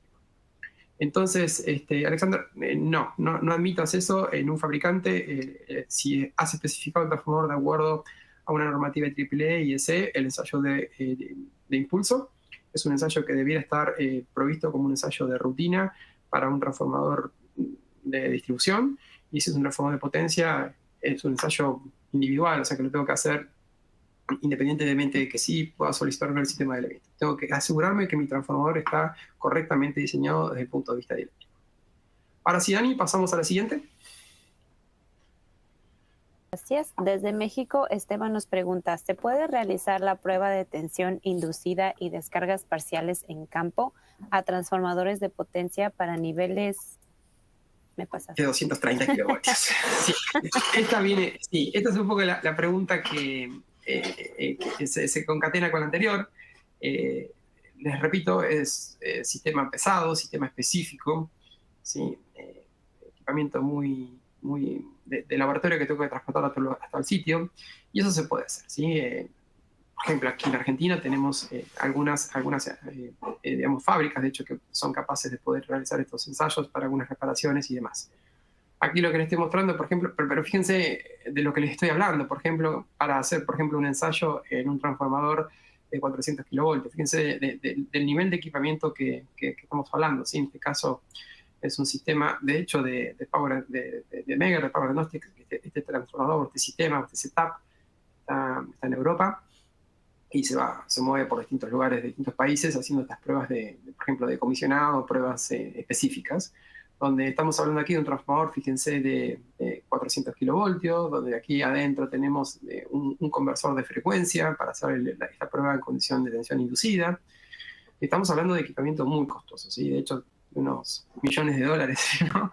de setup. Entonces, insisto, esta es la condición o la singularidad que tiene esta prueba, ¿sí? Que necesito cuantificar la necesidad de si este ensayo puede o no ser relevante para una prueba SAT. Ya lo vimos que desde el punto de vista normativo, para transformadores de, digamos, hasta debajo de 400, 500 kilovoltios, no sería normativa, no estaría recomendado, contemplada la prueba de cargas parciales como tal, pero repito, podría ser un caso puntual en el que sí se requiera, pero tengo que tener en cuenta esta consideración, ¿no? Que estamos hablando de equipamiento muy costoso, muy pesado, muy complejo de poder trasladar hasta el lugar del sitio, ¿sí? No es imposible, se puede hacer, pero tengo que evaluar justamente y optimizar su necesidad. Ahora sí, Dani, pasamos a la siguiente. Gracias. Otra vez desde Ecuador nos dice Andrés, ¿cuál es el parámetro de aceptación del ensayo de resistencia de aislamiento? Ok, resistencia de aislamiento. Sí, la norma IEC 60076 dice que debemos medir la resistencia de aislamiento, sí, pero no me pone valores de aceptación. Por su parte, IEEE 57200, que sería la norma equivalente a la IEC, dice justamente y establece, fíjense, el ensayo de resistencia de aislamiento, ¿sí? Como un ensayo, dependiendo de la clase de transformador, ¿sí? Especial en transformadores de distribución, ¿sí? Y como un ensayo de rutina en transformadores de clase 2, ya que estamos hablando de transformador de potencia. Pero de vuelta, ¿sí? Me dicen que lo tengo que hacer al ensayo, pero no me indican valores límites de aceptación. Esto para lo que sería una prueba FAT, ¿sí? Okay. No tengo valores de referencia. Tampoco tengo valores de referencia para una prueba SAT. ¿Okay? Lo que sí, a modo de referencia, aquí tenemos SIGRE 445, que es la guía para el mantenimiento de transformadores. Hablan, fíjense, que dependiendo del nivel de voltaje nominal máximo que tenga el transformador, una resistencia de aislamiento mínima entre 500 a 1 gigaohms, dependiendo el voltaje que tenga el transformador.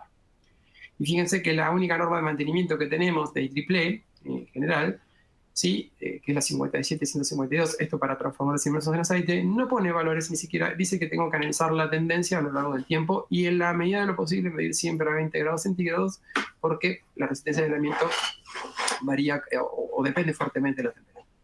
Si ustedes me preguntan a mí, mi experiencia, la prueba de resistencia de aislamiento es una prueba más bien referencial, ¿sí? Para detectar problemas muy groseros que pueda haber de alguna conexión o demás.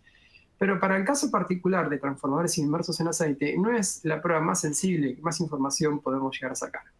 Podemos tener una resistencia de aislamiento adecuada, ¿sí? Podemos tener incluso hasta un índice de polarización para aquellos quienes lo manejan, que es la relación de la resistencia de aislamiento de los 10 minutos a minuto cercano a 2. Y cuando vamos a hacer el factor de potencia, encontramos con un factor de potencia de 1.2, 1.3. Y si hacemos respuesta eléctrica, encontrar que el sistema de aislamiento está humedecido y el aceite en mal estado. ¿Okay? No es una prueba muy sensible. Esto, repito, en aislamientos impregnados papel aceite. Es una prueba indicativa para detectar problemas severos, problemas muy groseros en el sistema de aislamiento.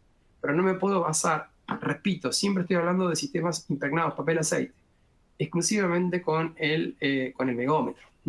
Si estoy basando mi mantenimiento o mis pruebas de aceptación únicamente en el megómetro, estoy cometiendo un error, ¿no? Porque hay pruebas más sensibles que me pueden caracterizar con mayor precisión cómo se encuentra el sistema de aislamiento.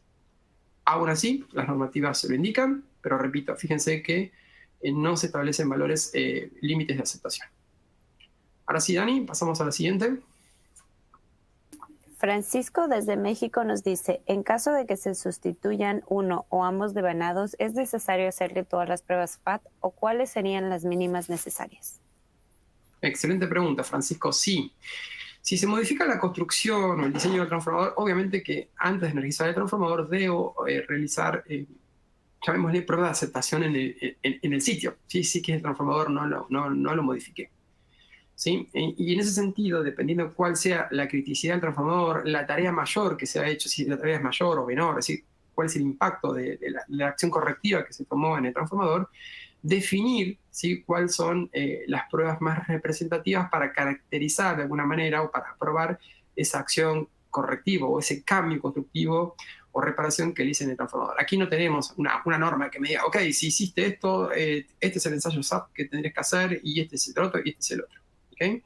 Aquí de vuelta tenemos que considerar la posibilidad de disponer equipos en el lugar del sitio. Y como referencia, ¿sí?, esto no se los comenté, pero recuerden que tenemos un organismo muy importante en el ambiente electrónico que es SIGRE, ¿sí?, que sería algo así como el Comité Internacional de Grandes Redes Eléctricas, vamos a decirlo así en español. Este comité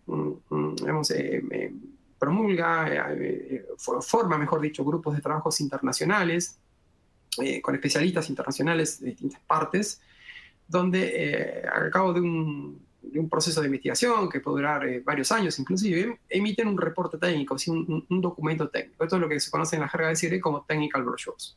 ¿Okay? Son básicamente libros, casi, ¿no? Y hay un reporte técnico de SIGRE, que es el 857 del año 2021, que les estoy poniendo aquí como referencia para aquel que lo quiera consultar, que habla justamente sobre ese tema tan crítico que es, por ejemplo, hacer una reparación en el sitio del transformador. De hecho, se dan casos muy especiales donde no puedo, por más que yo el transformador lo pueda construir en la fábrica y probar en la fábrica, después cómo está, no lo puedo llevar, no lo puedo trasladar hasta el lugar de emplazamiento. ¿Por qué? Porque no tengo rutas, porque no tengo el espacio físico o la vía física adecuada como para hacer eso. Entonces, en Japón, por ejemplo, ¿no? De hecho, este reporte está liderado por especialistas de Japón. Ellos se ven en la particularidad de que en muchos casos tienen que construir el transformador directamente en el sitio. Y por supuesto que una vez que construyes el transformador en el sitio, ¿sí?, hacen una especie de fábrica, de pseudofábrica en el propio lugar, tienen que probarlo. O sea que fíjense que aquí, en estos casos, a ellos les resulta más factible mover el equipo de pruebas de laboratorio hasta el lugar del sitio y construir el transformador que mover después el transformador, porque no tienen posibilidad de hacerlo, desde la fábrica hasta el lugar de emplazamiento. Y también este documento indica, además, cuáles serían las recomendaciones para esos casos, o contempla esta opción, ¿sí? ¿Qué opción? Hicimos una reparación en el propio transformador y la reparación la hicimos en el lugar y luego hicimos los ensayos en el lugar. Bueno, este documento justamente pone distintos casos de estudios sobre experiencias prácticas que se hicieron. Que bueno, nada, les recomiendo que aquel que esté interesado en esto consulte este material, que es muy interesante y que seguramente les va a poder servir como referencia. Repito, recuerden que no es una norma, sino es un documento técnico donde se dan casos de estudios y de hecho distintas recomendaciones para distintos casos en los que pudiéramos estar. Pero resumiendo la pregunta de nuestro compañero de México, tenemos que considerar justamente para definir los ensayos de aceptación o FAT en el lugar, es decir, los ensayos SAT en el lugar, el tipo de tarea, de cambio, de modificación que le hicimos al transformador y la criticidad que tiene ese transformador para la operación propia del sistema. ¿Okay? Recuerden que estos documentos de SIGRE obviamente están licenciados. Gran parte de estos documentos, o sea, no gran parte, sino los documentos más nuevos, más vigentes, necesito comprarlos, obviamente, licenciados, pero si se registran en el SIGRE, E-SIGRE, hay algunos documentos desde el año 2018 para abajo que los van a poder bajar de forma gratuita. ¿Okay? SIGRE abrió parcialmente la plataforma para documentos que ya tienen unos ciertos años de vigencia. ¿Okay? Los más nuevos no son licenciados, pero bueno, en algún caso particular les podría resultar como una guía de referencia interesante. Ahora sí, Dani, pasamos a la siguiente. Gracias, Raúl. Edgardo, desde Argentina, nos dice, si a un trafo nuevo o en uso necesito agregarle aceite debido a que se consumió por distintos motivos, el aceite a incorporarse lo debe tratar para sacar la humedad, siendo la cantidad de aceite a agregar no más del 10%. Bien, sí, primero, el aceite no se consume, ¿no? Cuando pasa en el auto, en el carro, ¿no? El aceite, si en un transformador se nos está bajando, estamos perdiendo nivel de aceite, es porque tenemos pérdida de aceite por algún lugar, alguna pérdida de aceite. Y recordemos que si conceptualmente tenemos una pérdida de aceite, tenemos ingreso de humedad dentro de la parte activa del transformador. Y si tenemos ingreso de humedad dentro del transformador, recuerden, enemigo número uno del sistema dieléctrico, la humedad. ¿Ok? Entonces, si este es el caso, antes de recargar aceite, ¿sí? Y de preocuparme por cómo está ese aceite que yo voy a poner dentro del transformador, preocupémonos en cómo está la parte activa del transformador, es decir, cómo está el aislamiento del transformador. Porque si tenemos una fuga de aceite, es muy probable que el sistema de aislamiento esté humedecido. Entonces, en esos casos, ahí es altamente recomendable, antes de tomar cualquier acción correctiva, digamos, de rellenar el transformador, hacer, por ejemplo, una prueba de respuesta eléctrica para encontrar justamente el estado de la humedad en la celulosa y, bueno, eventualmente el contenido del aceite. ¿Ok? Y recién ahí, una vez que garantizo eso, y si el sistema eléctrico se encuentra en buenas condiciones, obviamente verificar, detectar el lugar de la fuga, repararlo, y recién ahí, digamos, poner aceite o líquido eléctrico, en general, que cumpla con las condiciones establecidas por particularmente IEC 6422, donde tienen que cumplir determinadas características un aceite nuevo. ¿Okay? Pero si este es el caso, antes de rellenar, recomiendo fuertemente realizar una condición del estado de sólido y líquido del sistema de aislamiento. Ahora sí, Dani, pasamos a la siguiente.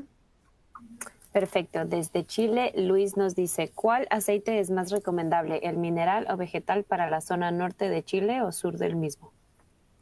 Bien, no hay, digamos, en grandes rasgos muchas condicionantes al respecto. Los aceites de siliconas en general, o las siliconas, ¿no? Los aceites estaban pensadas para temperaturas más bajas, donde podemos tener puntos de congelamiento. O sea, como ven aquí, les estoy poniendo algo que no es de mi autoría, sino es un documento de SIGRE 436. Fíjense que dependiendo del tipo de líquido que utilicen, aceite mineral, silicona o esteres naturales o sintéticos, son los distintos tipos de aplicaciones que tenemos. Y cada líquido eléctrico tiene sus ventajas y desventajas. Resumiendo, ¿sí? En general, sobre los aceites minerales hay mucha base de conocimiento a largo plazo, sabemos cómo se comportan, sabemos cómo regenerarlos, cómo tratarlos. Y ya en los esteres, que son los aceites, no son aceites, sino líquidos dieléctricos en realidad, tenemos quizá una base de conocimiento menor, si bien ya hace unos cuantos años que se están utilizando, y tienen distintas ventajas y desventajas entre cada uno de ellos. Digamos, detenernos en esto nos llevaría mucho tiempo. Aquí lo que recomienda nuestro compañero es repasar este webinar que dimos sobre aceites dieléctricos, pruebas dieléctricas en aceites dieléctricos, justamente, donde justamente hacemos una caracterización y describimos las ventajas y desventajas de cada uno de ellos. Pero para resumir, sí, los aceites minerales, como ven, son muy usados en distintos tipos de activos, distintos tipos de transformadores, y los esteres, digamos, la particularidad distintiva que tienen, que son más amigables con el medio ambiente, por un lado, tienen la capacidad de trabajar con contenidos de humedad más elevados, aún sin degradarse y sin degradar la celulosa. Y la otra ventaja distintiva que tienen respecto a los aceites minerales es que tienen un punto de inflamación mucho más elevado. ¿Qué significa? Que necesito mucha más energía para que ese líquido eléctrico se incendie. Ergo, si estoy en un espacio o en una instalación en la cual quiero minimizar el riesgo de un incendio, podría pensar como una de las alternativas para minimizar esa condición justamente el uso, por ejemplo, de esteres. ¿Okay? Eso como para resumir mucho, esto podría dar incluso para varios webinars tratar este tema, pero como para resumir en grandes rasgos esa sería la diferencia y repito, esto depende de cada caso puntual, donde no solamente se trata de una zona, un lugar geográfico, sino también del tipo de máquina eléctrica que utilice y también de una cuestión técnico-económica para la aplicación puntual. Bien, Dani, pasamos a la siguiente.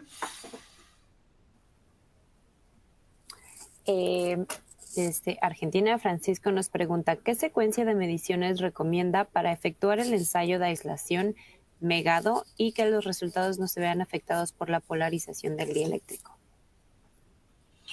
Creo que ahí un poco respondí esta pregunta en otros términos. Francisco, quizá, si bien, repito, esta prueba está normalizada o está pedida como una prueba de aceptación FAT, de hecho, y hasta recomendada como una prueba SAT, no es quizá la prueba más sensible y tenemos que ser conscientes que esta prueba está orientada a detectar problemas, digamos, muy, vamos a decirlo así, groseros, ¿sí? Dentro del sistema de aislamiento.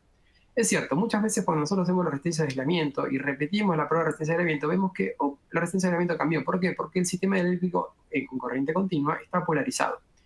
Ahora, la pregunta es, ¿cuánto notaste que te cambió la resistencia de aislamiento? ¿Te pasó de 4.5 gigas? ¿Te pasó a 4.9 gigas, a 5.2 gigas? El orden no cambió.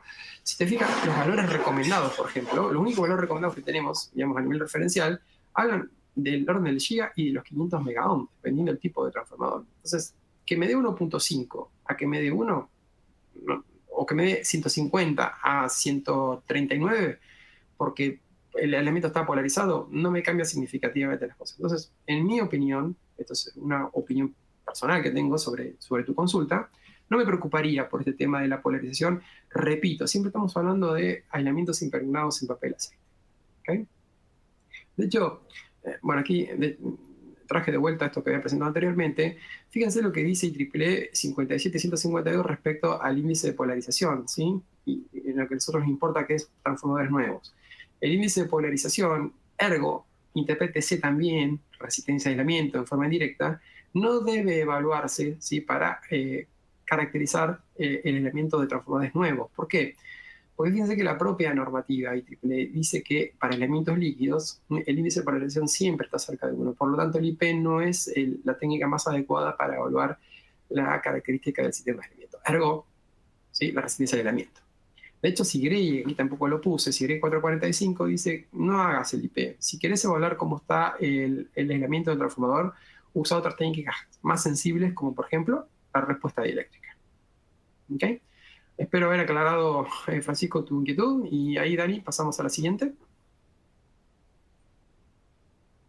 Desde Perú, Ricardo nos dice, ¿qué pasaría si no le doy el tiempo de estabilización recomendado antes del energizado?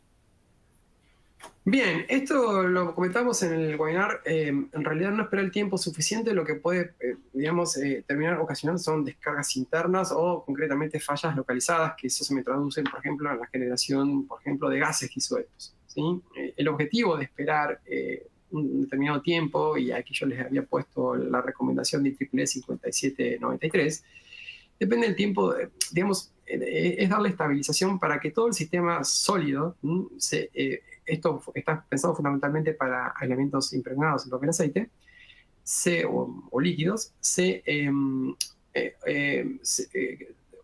quede homogéneo, ¿sí? Se estabilice, ¿sí? Que todas las partes, digamos, sólidas queden impregnadas de aceite o de líquido eléctrico, y muy especialmente, ¿sí? En aquellos transformadores que nosotros los movemos desde el lugar, desde la fábrica hasta el sitio. Generalmente ustedes saben que esto para transformadores de potencia se saca parte del aceite, se rellena con nitrógeno para evitar la humedad, y cuando llego al sitio incluso hasta puedo hacer un proceso de regeneración. También en esos casos, muy especialmente en esos casos, se espera, ¿sí? O es recomendable que se espere un cierto tiempo para estabilizar justamente todo el sistema eléctrico. Y evitar, por ejemplo, que burbujas o que partes no impregnadas queden expuestas durante el proceso de energización, que me puedan terminar generando o un fallo o directamente gases que después me terminen complicando el diagnóstico en condiciones de servicio, diagnosticando, digamos, fallos que después podrían terminar extinguiéndose. Entonces, esas serían justamente las consecuencias de no esperar un tiempo, y en ese sentido, repito, tenemos una guía como para, dependiendo del voltaje del transformador, un tiempo recomendado de espera previo a su energización. Dani, pasamos a la siguiente.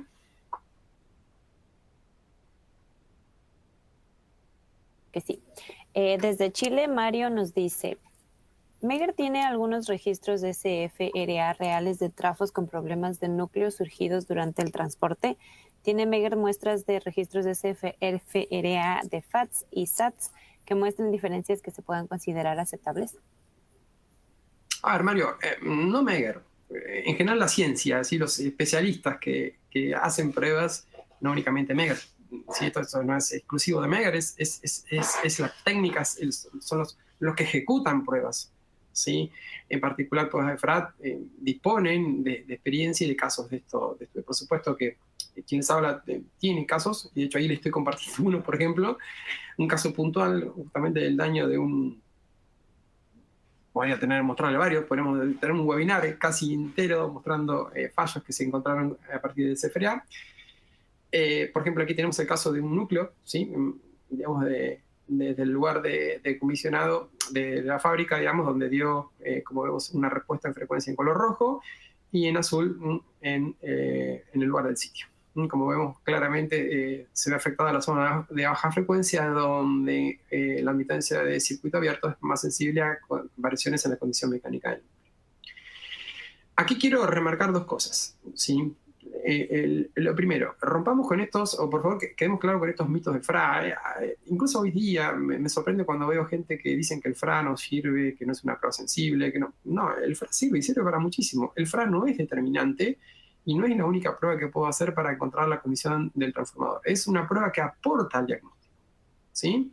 Entonces, no es infalible el FRA. El FRA, otra cosa que tenemos que tener claro es que tiene que ser realizado por personal que esté capacitado y que esté entrenado y que sepa lo que está haciendo. No es, realmente es una prueba que requiere de atención, no es una prueba donde simplemente aplasto un botón y tomo la lectura de un resultado.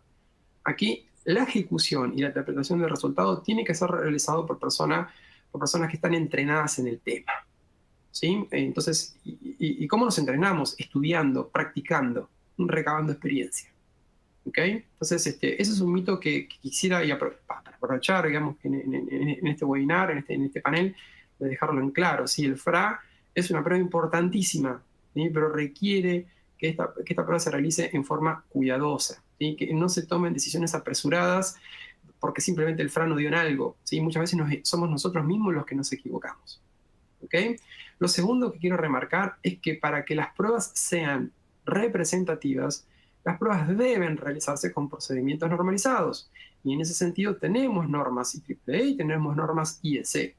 Entonces, cuando ejecutemos estas pruebas, ejecutémoslas de acuerdo a los lineamientos que me dicen. Y no estoy hablando de la interpretación del resultado, sino del procedimiento. ¿Sí? Tengamos en claro cuál es el procedimiento para que esta prueba después sea representativa a la hora del diagnóstico. ¿Okay? Muchos dicen, sí, pero no, esa prueba no sirve porque dio tal cosa. Sí, ok, ¿hiciste la prueba de acuerdo al estándar IEC/IEEE correspondiente? Sí, la hice. A ver, ¿cómo lo hiciste?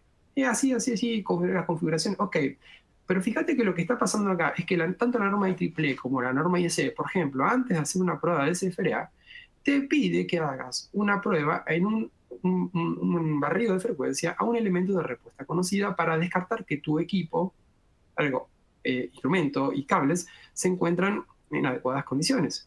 ¿Hiciste eso? No, pero funciona bien. No, entonces no estás haciendo una prueba normalizada. ¿Okay? Siempre en cada reporte, en cada prueba, tiene que haber una verificación de tu sistema de medida en un elemento con respuesta conocida. Eso, por ejemplo, lo dice IEEE y SA. Mire, ahí les doy un ejemplo de los 10 o 15 que pueden encontrar de típicos procedimientos no normalizados.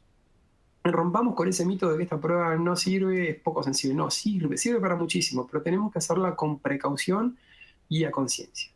Y en segundo orden, fíjense si será o no importante, que en septiembre del 2020 se sacó un documento de SIGRE, el Technical Brochure 812, donde justamente se habla sobre los avances en la interpretación del análisis de respuesta en frecuencia.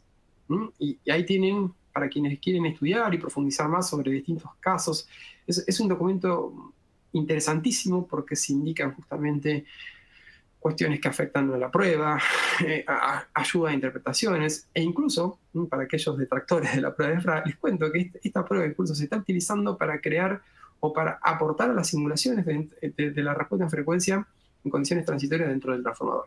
Se está utilizando inteligencia artificial para interpretar los resultados. Bueno, hay un montón de avances que han tenido esta prueba, que tiene esta prueba, que insisto, aquellos que estén interesados en profundizar, los invito a que consulten este excelente material de SIGRE, que es el Technical Brochure 812. Dani, pasamos a la siguiente. Desde Colombia, Diego nos dice, debido a como comentaba, la prueba ZCC se realiza diferente en fábrica respecto a lo que se hace en sitio. ¿Cuál sería el criterio para evaluar esta prueba? Bien, rápidamente tenemos dos formas de hacer la prueba en el sitio. El fase por fase o el modelo equivalente trifásico. El fase por fase es hacer la prueba de reactancia o de impedancia de cortocircuito en cada una de las fases por separado. Esta prueba no es trazable con el valor de placa. ¿Sí? La prueba que es trazable con el valor de placa es el modelo equivalente trifásico, donde voy a hacer 3 mediciones, 1, 2, 3, una por cada fase del lado primario, con el secundario siempre de cortocircuito. A partir de esta configuración de prueba, algo que incluso ya presentamos anteriormente, determino la impedancia de cortocircuito. Y lo que me dice, ¿sí? Por ejemplo, IEEE 57152, que los cambios en la reactancia de cortocircuito no deben ser superiores al 3%. Es decir, lo que yo medí respecto a lo de placa no tiene que haber más de un 3%. Y SIGRE 445 es un poquito más estricto, dice que los valores no tienen que ser, las diferencias entre lo que medí y lo que está en placa, no tienen que ser mayores al 2%. Y dice que, de hecho, cuando tenemos cambios superiores al 1%, recomienda pruebas adicionales, como por ejemplo el análisis de respuesta en frecuencia. ¿Okay? Esta sería la recomendación justamente para interpretar los resultados en condiciones de campo. Dani, pasamos a la siguiente. Desde Paraguay, Marcos nos dice, específicamente con el equipo de Megger Trax 280, al realizar relación de transformación, el equipo da un valor de corriente de excitación. ¿Este valor puede ser utilizado como una referencia confiable para cualquier potencia de transformador? A ver, recordemos esto, también lo comentamos en el webinar, que cuando hacemos, fíjense, vayamos a este grafiquito primero de aquí abajo. ¿Sí? Cuando hacemos relación de transformación, lo que estamos haciendo, estamos inyectando, imaginemos un voltaje en el devanado de alta, y aquí en el devanado de baja estamos poniendo un voltímetro. El voltímetro, por definición, tiene una impedancia muy alta, es decir, a los fines es como si el transformador estuviera en vacío. ¿Sí? Entonces, cuando nosotros aplicamos un voltaje en el lado primario, es como si el secundario estuviera en vacío, y de ahí a que esta prueba, ¿sí? Que la prueba de relación de transformación, si además de indicarme la relación de transformación que yo medí, me indica este parámetro que lo conozco o que se lo pone, si normalmente, o se lo denomina como corriente de excitación. ¿Sí?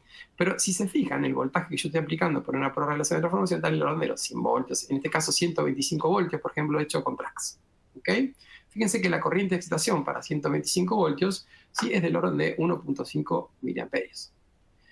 Tengo poca sensibilidad realmente para evaluar si tengo algún problema aquí en el núcleo, que es lo que busca justamente la corriente de excitación. Sí, pero sí veo un patrón, veo un comportamiento. Si aquí vieron un valor de corriente de excitación muy diferente, por ejemplo, 1.5 miliamperes y 8 miliamperes en otra fase, efectivamente podría haber algún problema. ¿Okay? Pero de vuelta, no está pensada esta prueba este parámetro de corriente de excitación que tenemos en la prueba TTR no reemplaza la prueba de corriente de excitación con alto voltaje. Por ejemplo, aquí en este caso, alto, 5 kilovoltios. Para el mismo transformador, fíjense que para la posición 1 y la fase 1, para 125 voltios tengo 1.5 mA y con 5 kilovoltios tengo 17 mA. Es decir, que si tengo problemas en el núcleo o problemas de cortocircuito entre espiras, obviamente que con mayor voltaje, ¿sí?, voy a estar manifestando, ¿sí?, con mayor, digamos, remarcando más todavía ese defecto porque la solicitación va a ser mayor. Entonces, tengamos en claro que se marca como este parámetro como corriente de excitación, pero no reemplaza la prueba de corriente de excitación con alto voltaje. ¿Ok? Dani, vamos a la siguiente. Claro que sí. Y como se nos está acabando ya el tiempo, vamos a dar las últimas preguntas. Desde Costa Rica, Mario nos dice, ¿existe alguna prueba recomendada para proyectos de transformadores que estarán en paralelo? Sí, digamos, existen normas para esta condición. Se recomienda, obviamente, realizar más que normas, recomendaciones, sí, hacer todos los ensayos SAT que indicamos anteriormente y hacer énfasis particularmente en la prueba de relación y polaridad para verificar justamente que todos los sistemas se encuentran correctamente sincronizados sin polaridad, ¿sí?, para que no tengamos ningún disparo intempestivo ni ninguna condición anómala durante la energización. Pero básicamente esa sería la principal recomendación. ¿Dani? Gracias, Raúl. Y esta última pregunta desde Ecuador. Alejandro nos dice, ¿qué tiempo puede estar un transformador de potencia en sitio sin ser energizado? Bien, la temperatura del transformador sin energizar va a tender siempre a ser similar a la temperatura ambiente, así con una cierta constante de tiempo que va a depender obviamente del volumen del transformador y de digamos, los litros del volumen de líquido eléctrico que tengamos dentro del transformador. Pero en condiciones normales vamos a ver que va a haber una temperatura muy similar al ambiente, obviamente con una cierta constante de tiempo, ¿sí? La temperatura en el día sí varía digamos, significativamente. No vamos a esperar de que el transformador vaya siguiendo en tiempo real la temperatura ambiente, sino que va a tener una determinada constante de tiempo que, insisto, esto va a depender del volumen digamos, de aceite que tenga el transformador.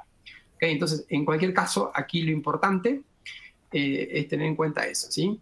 Que si va a hacer la medición, la temperatura del transformador debería ser muy similar a la temperatura ambiente.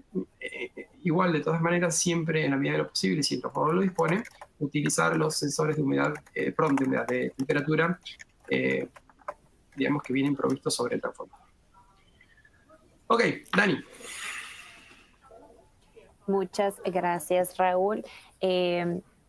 Les pedimos que por favor nos ayuden llenando la encuesta, ya que esta nos ayuda a mejorar nuestros webinars, mejorar las presentaciones y también a saber qué temas son de interés para ustedes.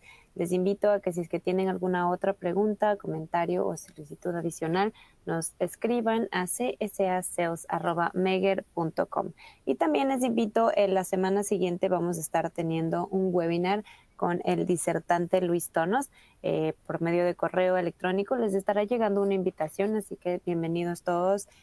Para los que van a venir el martes, pues nos vemos el martes en este nuevo webinar. Y Roberto, me parece que tú querías decir algo y no sé si es que querías que lancemos el video.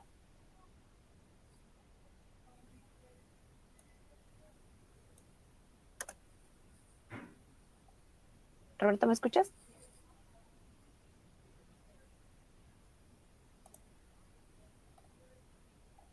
Me parece que Roberto se nos fue, Dani. Sí, parece que sí. No, yo lo miro aquí. Ok. Creo bueno, que se le fue su internet, sí, entonces, sí. Sí. Entonces, nada, simplemente para comentarles, ahí tratamos de responder las preguntas que eran por ahí más comunes a todas. Les diría que abarcamos casi, les diría, más de un 70% por lo menos de las temáticas. Esperamos que hayan servido, que hayan aportado, que hayan aclarado conceptos. Por supuesto que cualquier duda o comentario siempre estamos dispuestos a apoyarlos. ¿Roberto? Sí, ahora sí me escuchabas, Daniela, Raúl. No, era básicamente comentar que, claro, pasamos de la hora 30, no queremos ser demasiado extenso con esto para que no sea tan pesada la grabación también. Pero como sé que Raúl estuviste trabajando mucho con muchas de las preguntas, no sé si había quedado algo, alguna de las preguntas que de las que están pendientes que quisieras destacar y quizás tomarte unos últimos minutos para comentarlas, para responderlas, de las preguntas que quedaron pendientes, y quedó alguna en particular que te haya llamado la atención y que quisieras aprovechar los últimos 5 minutos Roberto, para comentarlas. Básicamente, insisto, la temática o la dirección de las preguntas fueron básicamente, creo que la gran mayoría respondidas. Había quizá un compañero que nos había preguntado que sí, como referencia, así como tenemos la norma MTS, hay una norma ATS, ¿sí? Que es de NETA, así que esa es una norma ATS, viene de pruebas de aceptación en el sitio, ATS, Acceptance Testing Sites. Es una norma que está pensada, así como la METS está pensada para el mantenimiento, la ATS está pensada para pruebas de aceptación. Entonces este compañero, para quien la conoce también en la norma, dije, pero ¿por qué Raúl no la incluyó? En realidad la ATS de NETA se refiere fundamentalmente, van a ver casi todo el contenido. Sí, lo interesante que tiene es que aplica para todos los activos, no solo transformadores, sino interruptores, generadores, lo que fuere. Pero en el caso particular de transformadores se refiere prácticamente a las mismas prácticas o recomendaciones que están establecidas en IEEE. Esa es la razón por la cual no la incluí, pero fue buen aporte en realidad de este compañero desde Colombia, justamente, creo que era Mario, que no sé si esta consulta. Sí, Mario, la ATS también es una norma que aplica, insisto, no la incluimos porque, para resumir un poco, contemplan los mismos aspectos normativos de IEEE. Pero también es una normativa justamente que la podemos considerar como recomendada. Pero básicamente es eso, Roberto, creo que la gran mayoría de los tópicos quedaron respondidos y bueno, nada, de vuelta siempre estaremos ahí en el camino para ayudar y asistirlos en lo que podamos. Bien, y nosotros súper agradecidos. Claro. Bien, nosotros súper agradecidos de toda la respuesta que nos has dado, Raúl, el día de hoy. De la gente que se sumó, que mandó las preguntas y que todavía está mandando preguntas sobre repreguntas, así que hay mucho para comentar ahí, pero sería ya estar ad eternum, así que sí queremos saludar a toda la gente que se unió, muchas personas hoy en este panel virtual. No es habitual que haya tanta gente, así que eso también puede causar algún problemita en la plataforma. Agradecer también a Daniela, que estuvo brillante con todo lo que es la programación. Y bueno, y seguir participando en este tipo de eventos. Este es el segundo que hacemos en este año, relacionado con todo lo que son los usuarios de transformadores, así que todavía quedan 2 más que pronto se van a avisar. ¿Daniela? Así es, muchísimas gracias Raúl, muchísimas gracias Roberto y muchísimas gracias también a nuestra audiencia por estar presentes en este panel y ya saben, nos vemos en la próxima. Por favor no se olviden de llenar la encuesta y voy a proceder a finalizar la sesión. Que tengan una bonita tarde y un buen fin de semana.